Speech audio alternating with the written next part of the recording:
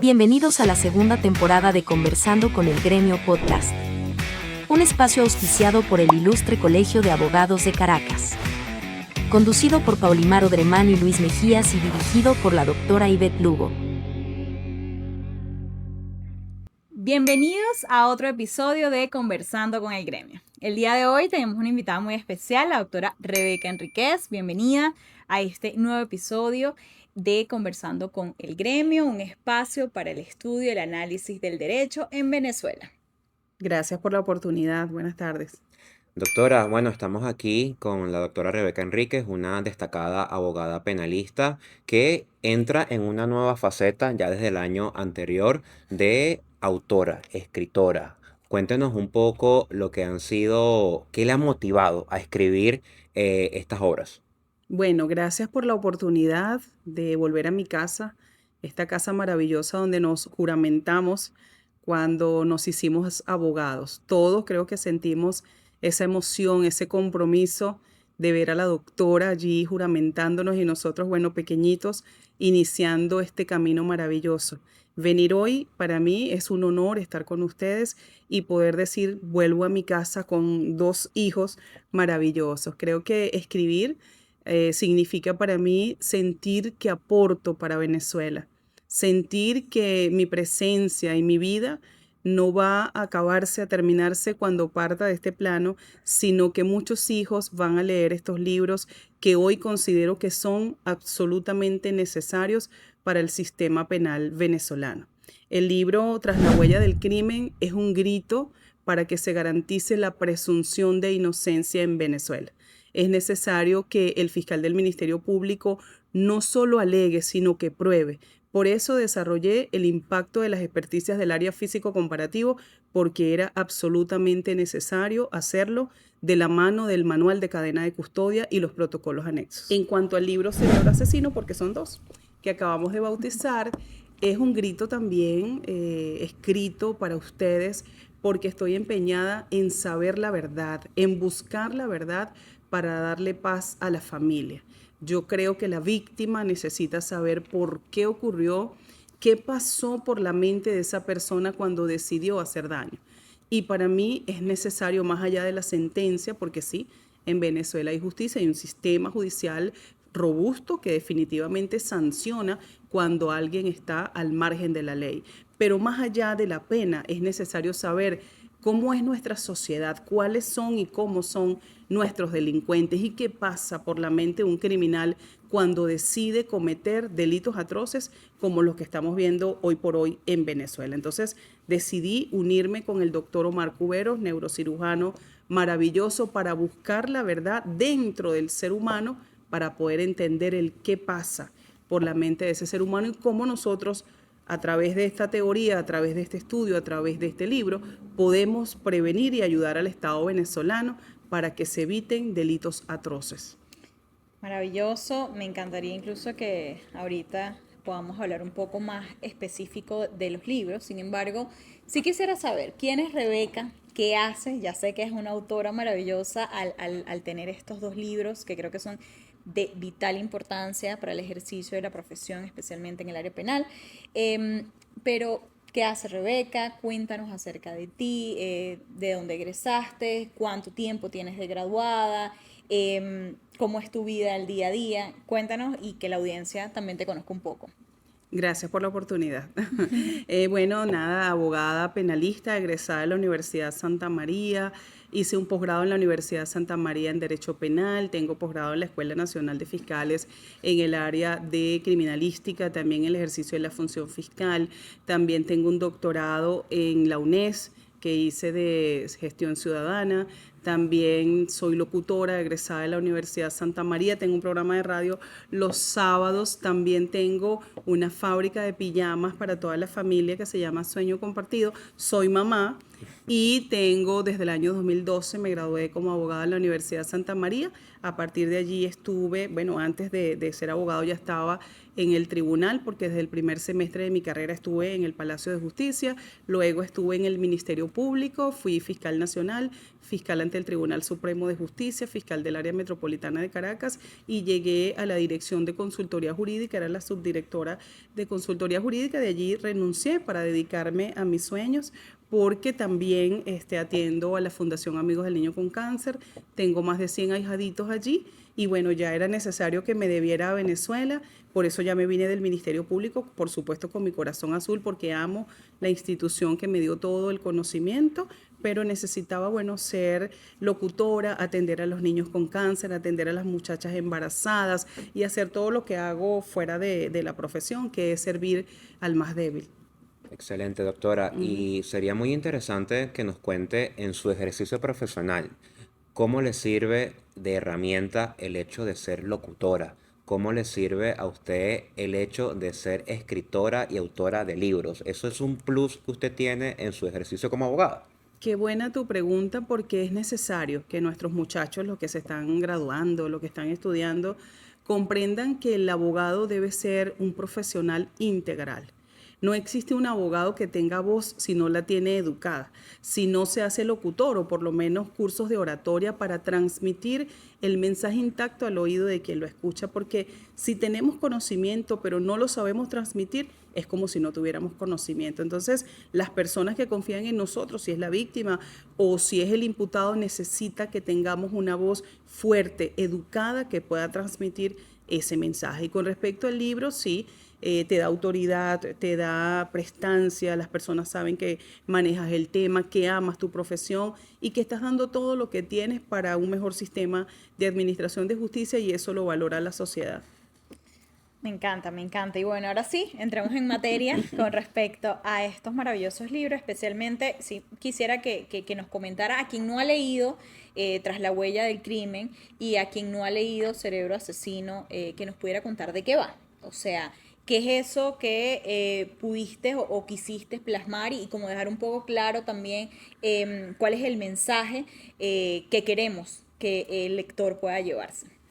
En el caso del libro Tras la huella del crimen, que desarrolla el impacto de las experticias del área físico comparativo, es para garantizar la presunción de inocencia, para que se practiquen las experticias de esta área de la mano del manual de cadena de custodia, de los protocolos anexos. Allí desarrollé todo el tránsito de estas experticias, desarrollé incluso interrogatorio para los expertos, para los fiscales, para los nuevos abogados, para que sepan cómo se hace el interrogatorio en el juicio en el caso de estas experticias, y también dejé la historia de O.J. Simpson como reflexión a todos para que comprendan los funcionarios y los fiscales que cuando no se garantiza la integridad de la cadena de custodia puede ocurrir casos como ese, donde una persona culpable resultó declarado no culpable en su país en virtud de que había una contaminación de la escena del crimen, específicamente con unos guantes, y eso trajo como consecuencia que como hubo alteración y así se demostró en la cadena de custodia, no fuera considerado culpable. Y quedó en la historia que luego fue considerado culpable o fue en este caso sentenciado en materia civil a cumplir una sanción, porque así fue, en virtud de que se demostró en el área civil de que efectivamente él era la persona que usaba esos zapatos y se hizo la comparación de las huellas. ¿Qué quiere decir esto? Que en materia penal no fue condenado, pero en materia civil sí fue condenado a cumplir una sanción alta de indemnización de muchos millones de dólares en virtud de que se demostró que efectivamente esa persona tenía los zapatos puestos, se hizo la comparación y se logró establecer que era el responsable. Eso nos debe llamar a la reflexión, porque en Venezuela se debe garantizar la integridad de las investigaciones y cualquier alteración en la cadena de custodia trae como consecuencia la nulidad de las actuaciones. Eso es fundamental. Y con respecto a Cerebro Asesino. En Cerebro Asesino, maravilloso, es importante que recordemos todos que en Venezuela hay libertad probatoria. El fiscal del Ministerio Público debe buscar todos los elementos que exculpen, pero también inculpen a una persona, y perfectamente se puede hacer con apoyo a la neurociencia, practicar resonancia magnética, tomografía o mapeo cerebral para identificar algunos patrones o patologías en algún ser humano que nos permitan vislumbrar de qué se trata, qué es esta persona, quién, cómo está su cerebro y de qué manera nosotros pudiéramos, a través del neurocirujano, orientar al fiscal del Ministerio Público para establecer la verdad. Es importante que sepamos que el neurocirujano puede perfectamente explicarle al fiscal del Ministerio Público en un informe si esa persona pudo haber sufrido un secuestro amigdalar y a consecuencia de eso, entonces cometer un delito atroz. Y esto es importante, ¿por qué? Para la sociedad, porque a veces nos sorprenden. Hay mujeres que han llegado a cometer hechos gravísimos que uno los ve, bueno, como titulares de prensa y dice, ¿qué pasó? La familia dice, pero si era tranquila, pero si nunca cometió ningún delito, es primera vez que tuvo esta reacción. Bueno, eso puede ser un secuestro amigdalar. El fiscal del Ministerio Público y los jueces tienen que saber que eso existe, que esto pasa cuando una persona está sometida a un estrés agudo, perfectamente puede sufrir un secuestro de la amígdala y cometer un hecho atroz y después no puede recordarlo. Entonces es importante que nosotros, con apoyo de la neurociencia, aportemos al sistema judicial para buscar la verdad que en definitiva le va a dar paz a la sociedad. Doctora, tras la huella del crimen, relata un poco con esa casuística lo que fue el caso de O.J. Simpson, pero en Cerebro Asesino pone algún ejemplo de algún tipo de caso que pueda contar muy por encima, porque deben comprar el libro y leerlo a plenitud, pero ¿toca algún caso particular en este libro? Sí, gracias por la pregunta. Aquí desarrollamos 4 casos, 3 de ellos emblemáticos. Dejamos el caso de Lynn Caballero, dejamos el caso de Edmundo Chirinos, también Sibel Naimes, y el neurocirujano le hizo el análisis médico para que los venezolanos comprendan qué sucedió, qué pasó con estas personas y por qué llegaron a cometer estos delitos. En el caso de Lynn Caballero, había sufrido un hecho de tránsito, tenía un daño en la corteza prefrontal, un daño en el lóbulo parietal y ya sí estaba claro en Venezuela. Eso trajo como consecuencia que sus inhibidores de conducta no estaban funcionando y por eso es necesario que lean el libro para que conozcan si fue capaz él o no de quitarse la vida, si le quitó la vida efectivamente a su esposa, qué sucedió con él, qué pasó con su infancia y cómo todos los otros factores que tenía, que podían influir en su vida, influyeron para que él fuera la persona que en definitiva falleció. Y este tema, y aquí preguntaba porque seguramente la audiencia dirá, ¿esto significa que de alguna forma se hace algún tipo de discriminación o se determina que de alguna forma cómo funciona un cerebro, porque una persona tiene un estilo de cómo funciona su cerebro, quiere decir que va a ser necesariamente un delincuente o va a cometer un acto atroz? ¿Qué me puede decir de eso? Es importantísima tu pregunta y desde el día del bautizo del libro estamos conversando sobre esto y definitivamente la respuesta es no. Hay personas que pueden estar determinadas o predeterminadas a delinquir y no necesariamente van a ser delincuentes. Hay personas, y de hecho hay un neurocientífico que hay una historia maravillosa, él estudió su propio cerebro porque hacía estudios tenía más de 35 años estudiando cerebros de delincuentes bajo el sistema de doble ciego y cuando estudió su propio cerebro se sorprendió de que era el cerebro que él consideraba más delincuente de todos y jamás Wow. había cometido un delito. ¿Qué quiere decir esto? Que nosotros nos apartamos de la teoría del determinismo de Sapolsky y creemos que existe libre albedrío, creemos que existen otros factores que pueden influir en una persona para que cometa un delito, así como existe el secuestro amigdalar. Una persona que jamás ha cometido un delito perfectamente puede llegar a cometer un delito atroz. Entonces, en definitiva, no necesariamente el hecho de que alguien nazca con algún rasgo determinado a delinquir va a ser un delincuente. Eso nosotros lo hemos estudiado, revisado y así quedó en el libro y en definitiva el delincuente no nace, sino que se hace y a veces lo hace la misma sociedad.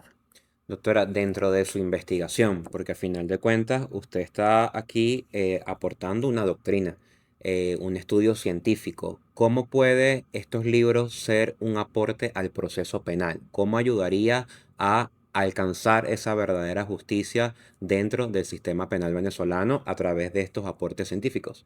Gracias por la pregunta. Definitivamente que enriquecedor.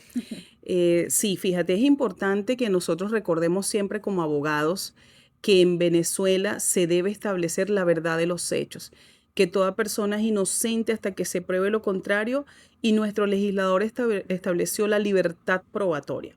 todos los elementos que sirvan para que el fiscal del Ministerio Público establezca la verdad de los hechos es necesario en el país. Por eso, este libro trae un capítulo desarrollado para los fiscales del Ministerio Público, específicamente el capítulo 6, habla sobre las diligencias de investigación que puede practicar el fiscal del Ministerio Público para, en el proceso penal, demostrar si una persona tiene alguna patología o algún daño funcional en el cerebro que nos permita inferir sobre si esto influyó o no para la comisión de algún delito.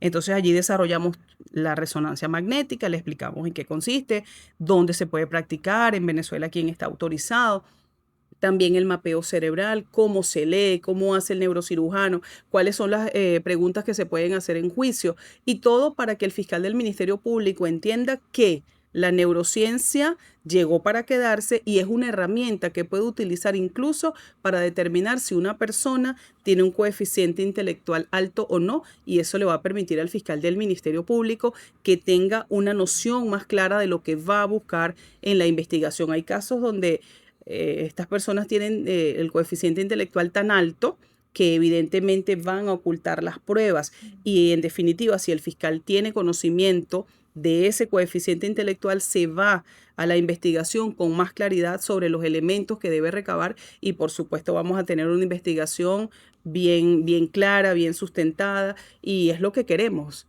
Que se busque la verdad a través de las vías jurídicas, como lo establece el legislador en el artículo 13, buscar la verdad de los hechos y establecerla a través de la vía jurídica y en este caso la neurociencia nos permite a través de esta diligencia de investigación hacer lo necesario para saber qué pasó. Ese qué pasó en el delito no es solamente el resultado de la comisión de un delito, sino el qué pasó desde ese ser humano que decidió cometer ese hecho.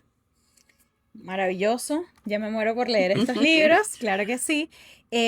Y sí me gustaría como para cerrar esta idea con respecto a estos libros, se trata de una teoría nueva, se trata de, estamos inventando algo novedoso, tenemos que esperar que exista algún tipo de reforma en el código para que esto sea aplicable o no. ¿Cómo lo ve usted? Y de cara a, en este momento, quien adquiere este libro, que también nos puede comentar cómo podemos acceder a él, ¿qué puedo hacer yo como un abogado en ejercicio con esta información que voy a recibir del doctor Cuberos y de la doctora Enríquez? Maravilloso. No necesitamos reformar la Constitución porque en el capítulo de las diligencias de investigación establecimos muy bien cómo se van a practicar las diligencias. El fiscal del Ministerio Público lo puede solicitar o cualquier otra parte, la defensa, al Tribunal de Control, esta resonancia magnética y el tribunal puede acordarlo entendiendo que en Venezuela hay libertad probatoria. Todos los elementos que sirvan para establecer la verdad lo puede pedir el fiscal del Ministerio Público o la defensa. ¿Y de qué manera nosotros podemos incorporarlo al proceso penal? A través de esta libertad de prueba se hace la solicitud por parte del fiscal al tribunal. Si no tienes neurocirujano, se juramenta para el caso como un experto altamente calificado y en automático se practica la resonancia magnética. Es importantísimo decir que no queremos impunidad, que nosotros lo que queremos con esto es buscar evitar, o sea, darle a la sociedad, al Estado, las herramientas para evitar la comisión de delitos atroces, entendiendo que el aumento de las penas no va a disminuir la comisión de los delitos, porque hemos visto en el caso de violencia contra la mujer, por ejemplo, que han aumentado las penas, hubo una reforma de la ley, pero es que los delitos siguen en aumento. Entonces, si el aumento de las penas fuera suficiente para evitar la comisión de los delitos, estaríamos tranquilos, pero no está sucediendo, está aumentando. ¿Qué necesitamos entonces? Buscar herramientas para que el Estado tenga conocimiento de que una persona puede en algún momento llegar a cometer algún delito y que son potencialmente delincuentes. A veces se hace una denuncia por algún tipo de violencia, no se practica la resonancia, no sabemos frente a quién estamos y después el resultado es fatal. Entonces, si tenemos ya claridad ante quién estamos, quién es este sujeto, si tiene alguna predeterminación a delinquir, si hay alguna patología, si hay algún daño orgánico o funcional en ese cerebro, ya el fiscal cuenta con más herramientas como para tomar medidas necesarias para proteger a la víctima.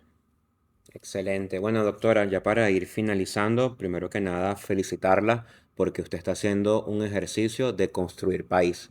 a través de la academia y este es su legado que está quedando plasmado con sus dos hijos, como usted muy bien lo dice, en los cuales deja un punto de vista, deja unas interrogantes, deja muchas dudas que serán aclaradas a la hora de leer esto y bueno, a través de la ciencia a poder alcanzar esa justicia, porque muchas personas leemos pero pocos se atreven a escribir, así que se valora bastante que en Venezuela tengamos autores como usted que estén desarrollando ciencia. ¿Dónde se pueden adquirir los libros? Y bueno, sus redes sociales, doctora. Gracias. Quiero decir también que estoy escribiendo un tercer libro, que es un compendio de materia de abuso sexual para todo el sistema judicial, específicamente para el circuito de violencia, para los jueces, para los fiscales y para todos, porque existen protocolos muy claros que a veces no se están aplicando y es necesario tener un compendio para facilitar la tarea de todos. Este libro está disponible en @café con Rebeca, también en nuestra casa editorial Panhouse, que son unos gigantes, siempre los digo, al servicio de todos. Cualquier persona que quiera leer el libro, que quiera ser país y que quiera unirse a esta idea de seguir construyendo un mejor sistema, un mejor país, a quien les duela a las víctimas, a quien también les duela a los imputados, puede contactarnos a través del 0414-403-8591.